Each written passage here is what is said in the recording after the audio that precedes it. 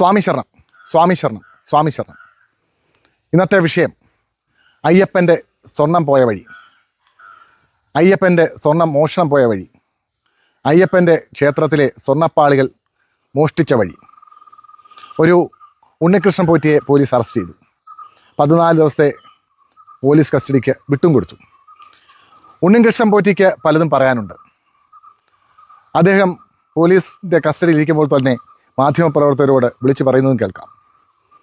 ഉണ്ണികൃഷ്ണൻ പോറ്റി വെറും കഴുതയാണ്, ചുമട് ചുമക്കുന്ന ഒരു കഴുത. ഏതൊരു ഇൻവെസ്റ്റിഗേഷനകത്തും ഏതൊരു അന്വേഷണത്തിനകത്തും കുറച്ചൊക്കെ അനുമാനങ്ങളുണ്ടാകും. അനുമാനിച്ചാണ് ചിലർക്ക് കണ്ടെത്തുന്നത്. ചില തെളിവുകളുടെ അടിസ്ഥാനത്തിൽ അനുമാനിച്ച് മറ്റു തെളിവുകൾ കണ്ടെത്തുക.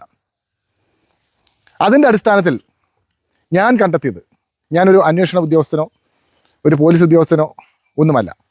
എന്നാലും എൻ്റെ ഇത്രയും കാലത്തെ ജീവിതത്തിൻ്റെ അനുഭവവും പിന്നെ വക്കീൽ നിലയിലുള്ള പരിചയവും ഒക്കെ കൊണ്ട് എൻ്റെ ഒരു അനുമാനം ഞാനിവിടെ പറയാം. ഇതെല്ലാവർക്കും അറിയാവുന്നതുമായിരിക്കും. ഉണ്ണികൃഷ്ണൻ പോറ്റി എന്ന് പറയുന്ന വ്യക്തി ഒരു കഴുതയാണ്, ചുമട് ചുമക്കുന്ന ഒരു കഴുത. ഉണ്ണികൃഷ്ണൻ പോറ്റി സ്വർണം അടിച്ചു മാറ്റി. ഇപ്പോൾ പ്രതിസ്ഥാനത്ത് ഉണ്ണികൃഷ്ണൻ പോറ്റി അതുപോലെ വേറെ ആരുണ്ടൊക്കെ ഉള്ളൂ. അവർ സ്വർണം മോഷ്ടിച്ചു. ശബരിമല എന്ന ക്ഷേത്രം നമുക്കറിയാം, അവിടുത്തെ സന്നാഹങ്ങൾ. അവിടെ ഒരു പുറപ്പെടാശാന്തിയുണ്ട്. അതായത് ഒരു വർഷം മുഴുവനും മേൽശാന്തി അവിടെ താമസിച്ച് പൂജ നടത്തും.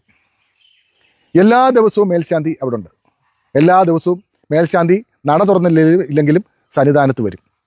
അവിടെ ഇരിക്കും, ജപിക്കും, ഇതെല്ലാം ചെയ്യും.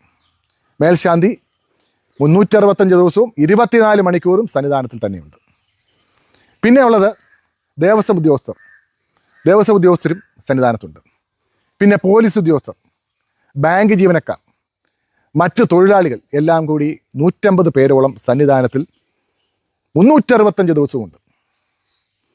എപ്പോഴും പോലീസിൻ്റെ നിരീക്ഷണത്തിലാണ് ശബരിമല ക്ഷേത്രം. ആർക്കും സംശയമില്ല. നട അടച്ചു കഴിഞ്ഞാൽ നമ്മളാരും അങ്ങോട്ട് പോകുന്നില്ല, നമുക്കൊന്നും അങ്ങോട്ട് പോകാനും പറ്റില്ല.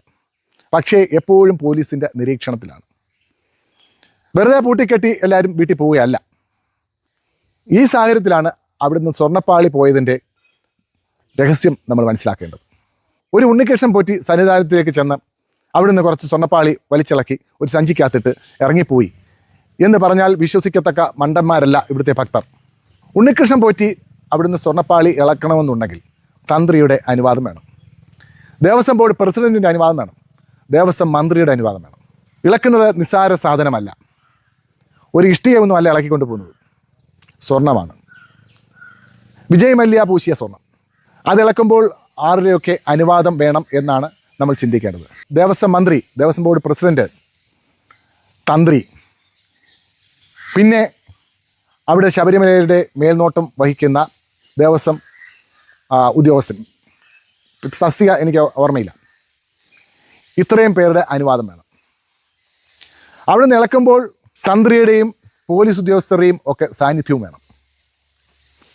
വെറുതെ ഇളക്കിക്കൊണ്ട് പോകാൻ പറ്റത്തില്ല. ഇത് ഇളക്കുന്നത് ഒരു ഉണ്ണികൃഷ്ണൻ പോറ്റി പോയി ഇത് ഇളക്കാൻ പറ്റില്ല. സ്വർണ്ണപ്പണിക്കാർ വേണം, മൂശാരിമാർ വേണം. അങ്ങനെയൊക്കെ ഉള്ളവരെ ഇത് ഇളക്കാൻ പറ്റൂ, സുരക്ഷിതമായിട്ട് പാളി ഇളക്കിയെടുക്കാൻ പറ്റും. അവരാണ് ഇളക്കേണ്ടത്. ഇളക്കിക്കഴിഞ്ഞാലോ ഇത് അമൂല്യമായ ഒരു വസ്തുവാണ്. SP വരെ അറിഞ്ഞ് മാത്രമേ ഇത് അവിടുന്ന് കൊണ്ടുപോകാൻ പറ്റൂ, പോലീസിൻ്റെ സുരക്ഷയിൽ. നമുക്കറിയാം, തിരുവാഭരണ ഘോഷയാത്ര പോകുമ്പോൾ സായുധരായ പോലീസിൻ്റെ അകമ്പടിയോട് കൂടിയാണ് കൊണ്ടുപോകുന്നത്. അതേ അകമ്പടിയോട് കൂടിയേ ശബരിമല ശാസ്താവിൻ്റെ ഈ സ്വർണ്ണപ്പാളികൾ കൊണ്ടുപോകാൻ പറ്റൂ. വെറുതെ ഒരു ഉണ്ണികൃഷ്ണൻ പോറ്റിക്ക് സ്വന്തം സഞ്ചിയിലിട്ടുകൊണ്ട് കൊണ്ടുപോകാൻ പറ്റുന്ന സാധനമല്ല, തന്നെയല്ല ചുരുട്ടിക്കൂട്ടി വെക്കാൻ പറ്റുന്ന സാധനവുമല്ല. അപ്പോൾ SP വരെ അറിഞ്ഞേ അവിടുന്ന് സ്വർണ്ണപ്പാളി ഇളക്കിക്കൊണ്ട് പോകാൻ പറ്റും. അതിന് രേഖകളും വേണം. അന്നേരം ആരൊക്കെ അറിഞ്ഞായിരിക്കും ഈ സ്വർണ്ണപ്പാളി ഇളക്കിയത്? ഇവരെല്ലാം അറിഞ്ഞാണ് സ്വർണ്ണപ്പാളി ഇളക്കിയത്. ഈ സ്വർണ്ണപ്പാളി ഇളക്കുന്നതിന് മുമ്പായി ഒരു ഗൂഢാലോചനയുണ്ട്. നമുക്കറിയാം ഭക്തിയുടെ തീവ്രത. കേരളക്കാർക്ക് വലിയ ഭക്തി ഇല്ലെങ്കിലും തമിഴ്നാട്, ആന്ധ്ര, കർണാടക എന്നുള്ള സ്ഥലങ്ങളിൽ നിന്നും വരുന്ന അയ്യപ്പഭക്തന്മാർക്ക് അതിതീവ്രമായ ഭക്തിയാണ്. അന്ധവിശ്വാസമുള്ള തരത്തിലുള്ള ഭക്തിയാണ്. ഭക്തിയും ചിലപ്പോൾ ഒരു അന്ധവിശ്വാസമായിരിക്കാം, എന്നാലും തീവ്രമായ അന്ധവിശ്വാസത്തിലുള്ള ഭക്തി. ഇത് ഇളക്കുന്നതിന് മുമ്പ് ഒരു ഗൂഢാലോചന എന്ന് പറഞ്ഞാൽ അയ്യപ്പൻ്റെ ഒരു തരി സ്വർണം കിട്ടുക എന്നത് വളരെ അമൂല്യമാണ്. ആ സ്വർണം കിട്ടാൻ വേണ്ടി ശതകോടീശ്വരന്മാരും സഹസ്രകോടീശ്വരന്മാരും ഒക്കെ വളരെ ആകാംക്ഷയോടുകൂടി ആഗ്രഹത്തോടു കൂടി കാത്തിരിക്കുന്ന ഒരു സംഗതിയാണ്. അതിന് ഇടപാട് തുടങ്ങുന്നത് ഇളക്കുന്നതിന് മുമ്പാണ്. അയ്യപ്പൻ്റെ 1 ഗ്രാം സ്വർണം തന്നാൽ ഇത്ര കോടി രൂപ തരാം. ഇടപാടുകൾ നിശ്ചയിക്കുന്നു, അതിന് വാങ്ങിക്കാനുള്ള ആൾക്കാരെ നിശ്ചയിക്കുന്നു, ഇളക്കുന്നു. ഈ ശതകോടീശ്വരന്മാരൊന്നും മണ്ടന്മാരല്ല. ഭക്തന്മാരും അന്ധവിശ്വാസികളുമാണെങ്കിൽ പോലും മണ്ടന്മാരല്ല. ഒറിജിനൽ സാധനം കിട്ടണമെന്ന് അവർക്ക് കർക്കശമായ ആഗ്രഹമുണ്ട്. ആ ഒറിജിനൽ സാധനം കിട്ടണമെന്നുണ്ടെങ്കിൽ ഇത് ഇളക്കുന്നത് മുതൽ അതിൻ്റെ മുഴുവൻ നടപടികളും അവർക്ക് ബോധ്യപ്പെടണം. അന്നേരം അവരും ബോധ്യപ്പെട്ടാണ് ഈ ഇളക്കുന്നത്. ശബരിമലയിലെ 10 തവണ 50 തവണ സ്വർണം പൂശാനുള്ള മൂല്യമാണ് ഇതിൻ്റെ ചെറിയ ശതമാനം സ്വർണം മറിച്ചു വിറ്റാൽ കിട്ടുന്നത്. ഇത് പോയിരിക്കുന്നത് അന്യസംസ്ഥാനത്താണ്. നേരത്തെ തന്നെ അവിടെ വില നിശ്ചയിക്കുന്നു, വില പേശുന്നു, അങ്ങനെ ഉറപ്പിക്കുന്നു. ഇവിടുന്ന് പോലീസിൻ്റെ അകമ്പടിയോടുകൂടി തന്നെയാണ് അവിടെ ചെല്ലുന്നത്. ഇതെല്ലാം അറിഞ്ഞുകൊണ്ടിരിക്കുന്ന ദേവസ്വം ബോർഡ് പ്രസിഡന്റ്, മന്ത്രി, ബാക്കി ദേവസ്വം ബോർഡ് ഉദ്യോഗസ്ഥർ, മേലുദ്യോഗസ്ഥർ എല്ലാം ഇതറിയുന്നതാണ്. എല്ലാവർക്കും ഇതിൽ പങ്കുണ്ട്. ഈ ഉണ്ണികൃഷ്ണൻ പോറ്റി എന്ന് പറയുന്ന വ്യക്തി ദേവസ്വം ബോർഡ് ജീവനക്കാരനല്ല. അയാൾ എങ്ങനെ അവിടെ വന്നു പെട്ടു? അയാൾ എങ്ങനെ ശബരിമലയിലെ കാര്യക്കാരനായി? ഒരു സുനിൽ സ്വാമിയുണ്ട്, അവിടെയും അദ്ദേഹവും അവിടെ കാര്യക്കാരനാണ്. പക്ഷേ അദ്ദേഹം മോഷ്ടിക്കുന്നതായിട്ട് അറിവില്ല. അന്നേരം എങ്ങനെ ഈ ഉണ്ണികൃഷ്ണൻ പോറ്റി അവിടുത്തെ കാര്യക്കാരനായി? ഉണ്ണികൃഷ്ണൻ പോറ്റിയെ കണ്ടാൽ തന്നെ അറിയാം, അയാളുടെ ബോഡി ലാംഗ്വേജ് കണ്ടാൽ തന്നെ അറിയാം. അയാൾ വെറും ഒരു ചുമട്ടുകാരനാണ്. എന്തെങ്കിലുമൊക്കെ നക്കാപ്പിച്ച കിട്ടിക്കാണും, അത് മാത്രമേ ഉള്ളൂ. അല്ലാതെ വലിയൊരു മോഷണം നടത്തി എന്ന് വിശ്വസിക്കാൻ എനിക്ക് വയ്യ. അപ്പോൾ ഈ സ്വർണ്ണപ്പാളി ഇളക്കിക്കൊണ്ടുപോയി അന്യസംസ്ഥാനത്ത് കൊണ്ടുപോയി ഓരോ ഗ്രാമ 2 ഗ്രാമ ഒക്കെ വെച്ച് വിറ്റു. അതും ചിലപ്പോൾ കോടിക്കണക്കിന് രൂപയുടെ ബിസിനസ്സാണ് നടക്കുന്നത്. അയ്യപ്പൻ്റെ 1 ഗ്രാം സ്വർണം ഒരാൾക്ക് കിട്ടുക എന്ന് പറയുന്നത് എനിക്ക് വലിയ അമൂല്യമല്ലെങ്കിൽ പോലും ഇത് അമൂല്യമായി കണക്കാക്കുന്ന അന്ധവിശ്വാസികളായ ഒട്ടനേകം ഭക്തർ അന്യസംസ്ഥാനങ്ങളിലും കേരളത്തിൽ വരെയുണ്ട്. ജയറാമൊക്കെ അതിൽപ്പെടുന്ന ആൾക്കാരാണ്. എൻ്റെ സങ്കല്പം അയ്യപ്പ വിഗ്രഹമോ അയ്യപ്പ ക്ഷേത്രമോ സന്നിധാനമോ ഒന്നിലും ഒതുങ്ങി നിൽക്കുന്ന അല്ല അയ്യപ്പൻ. അയ്യപ്പൻ്റെ പൂങ്കാവനത്തിൽ മുഴുവൻ വ്യാപിച്ചു കിടക്കുന്നതാണ് അയ്യപ്പൻ. അയ്യപ്പൻ്റെ ശക്തി, അയ്യപ്പൻ്റെ മഹിമ, അയ്യപ്പൻ്റെ ശോഭ, ഇതെല്ലാം അയ്യപ്പൻ്റെ പൂങ്കാവനത്തിൽ നിറഞ്ഞു നിൽക്കുന്നതാണ്. അവിടെ ഇരിക്കുന്ന അയ്യപ്പ വിഗ്രഹത്തിൽ മാത്രമല്ല അയ്യപ്പൻ്റെ ശക്തി. പക്ഷേ അന്ധവിശ്വാസികളായ ഭക്തരുടെ ഈ അന്ധവിശ്വാസം മുതലെടുത്ത് കൂട്ടക്കൊള്ള നടത്തിയതാണ് ദേവസ്വം ബോർഡും തന്ത്രിയും മേൽശാന്തിയും ദേവസ്വം ബോർഡ് പ്രസിഡന്റും മന്ത്രിയും എല്ലാം ഉൾക്കൊള്ളുന്ന മാഫിയ സംഘം. ഉണ്ണികൃഷ്ണൻ പോറ്റി ഇനി അഥവാ എല്ലാം വിളിച്ചു പറഞ്ഞാലും ഒരു കാരണവശാലും കേരള പോലീസ് ഈ കൃത്യത്തിൽ ഭാഗവാക്കായിട്ടുള്ള ആൾക്കാരെ എല്ലാം പ്രതികളാക്കത്തില്ല. പ്രതികളാണെങ്കിൽ പ്രത്യേകം അന്വേഷണ സംഘം വരണം. കേരള പോലീസ് അല്ലാത്ത ഒരു അന്വേഷണ സംഘം വന്ന് അന്വേഷിക്കണം. അന്വേഷിച്ചാൽ ഞാൻ ഉറപ്പ് പറയുന്നു, ദേവസ്വം മന്ത്രിയും പ്രസിഡൻറ്റും ബാക്കിയുള്ളവരെല്ലാം പ്രതിയാകും. ഇതിനകത്ത് എല്ലാവർക്കും കമ്മീഷനുണ്ട്. മേപ്പോട്ട് പോകും തോറും കമ്മീഷൻ കൂടും. തന്ത്രിക്കും മന്ത്രിക്കും മേൽശാന്തിക്കും എല്ലാവർക്കും പങ്കുണ്ട്. പോലീസിന് വരെ പങ്കുണ്ട്. അവിടുന്ന് സ്വർണ്ണപ്പാളി കൊണ്ടുപോകാൻ പോലീസിൻ്റെ സുരക്ഷ ഉള്ളിടത്തോളം കാലം പോലീസിനും ഇതിൽ അറിവുണ്ട്. പോലീസിൻ്റെ സാധാരണ പോലീസുകാരൻ അറിയില്ല. എന്നാൽ SP DGP ലെവലുള്ള പോലീസുകാർക്കും അറിവുണ്ട്. ഇതെല്ലാം എല്ലാവർക്കും അറിയാം. പക്ഷേ ആരും പറയുന്നില്ല എന്ന് മാത്രമേ ഉള്ളൂ. ഇതിൻ്റെ നിജസ്ഥിതി അയ്യപ്പൻ തന്നെ തെളിയിക്കണം. അയ്യപ്പന് ശക്തിയുണ്ടെങ്കിൽ അയ്യപ്പൻ തന്നെ തെളിയിക്കും.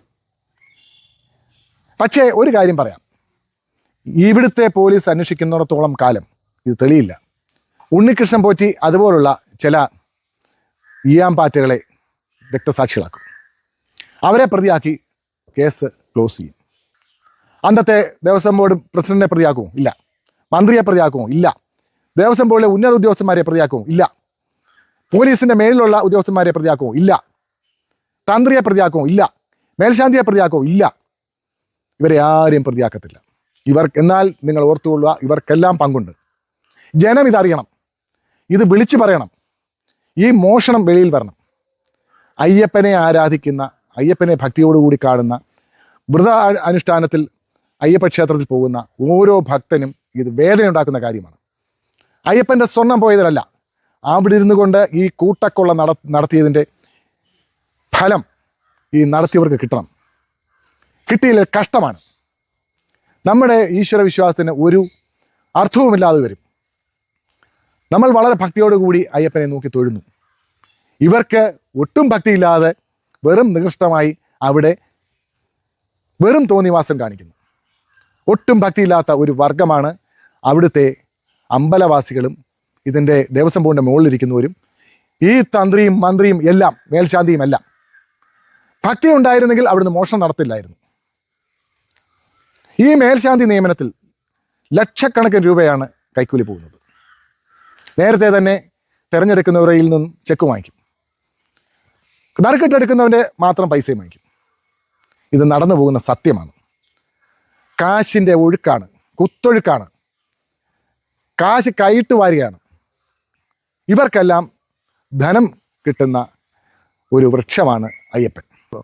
എത്രത്തോളം ഇവർക്കൊക്കെ ഇത് ഗുണകരമായി ഭവിക്കും എന്ന് നമുക്കറിയില്ല. എങ്കിലും സത്യം വെളിയിൽ വരും.